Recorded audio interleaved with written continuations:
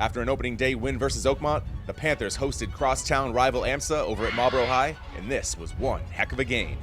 Bottom first, Ashley Coral on the bump coming off a no-hitter last time out, but she's in a bit of trouble here with Burgos on second and Catherine Seay up, and Seay turns on the pitch and drives it into the right center field gap. Burgos scores on the double, and Marlborough took a quick 1-0 lead after one. And that would remain our score until the top of the fourth, when the Eagles began to rake. With a run already in, Grace Galvin comes up with runners at second and third, and she pokes a base knock to left. Asman and McLeod score to make it 3-1, and by inning's end, it would be 4-1 Eagles.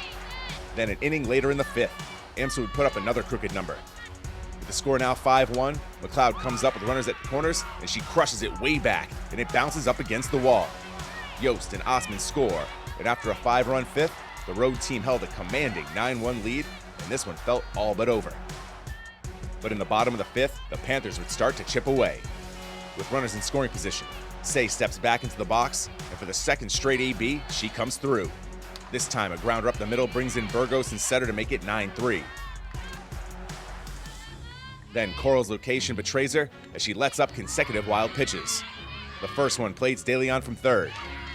Then this one allows Seay to score, and just like that, it was a 9-5 game after 5.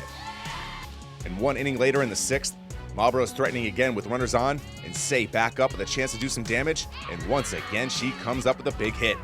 This time, liner to center. Alari and Burgos score to make it 9-7. Then it's Emma Devins up with DeLeon at third, and the sharp ground ball isn't played cleanly by Galvin. Alexis scores.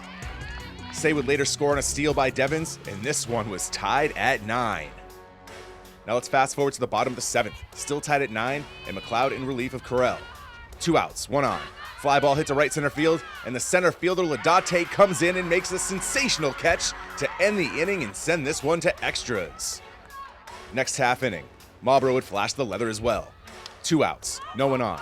Fly ball to shallow center, and this time it's DeLeon who tracks it down. Great defense by both sides would force this one into a 10th inning of play. Top of the 10th, AMSA has runners at second and third with Ladate up, and she hits it just outside the reach of DeLeon. Hamill scores, Galvin scores, and AMSA leads 11-9. Later, Asman is up with the bases loaded, and she goes up the middle for the base knock. Ladate and Yost score to make it 13-9. But the home team would get their last at-bat, and the Panthers weren't about to go out without a fight. Devins up with a couple of ducks on the pond, and she hits it high. It's deep, and it just bounces short of a 3-run home run. Setter scores to make it 13-10. Next up, Shauna Bob hits it back to McLeod. Her hesitation gives Gould just enough time to slide in safely, and now it's 13-11.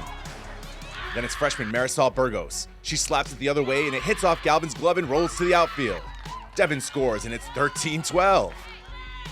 However, this comeback bid would fall just short, as Cabral pops out in foul territory as AMSA survives 13-12. Eagles improve to 2-1, while the Panthers drop to 1-1.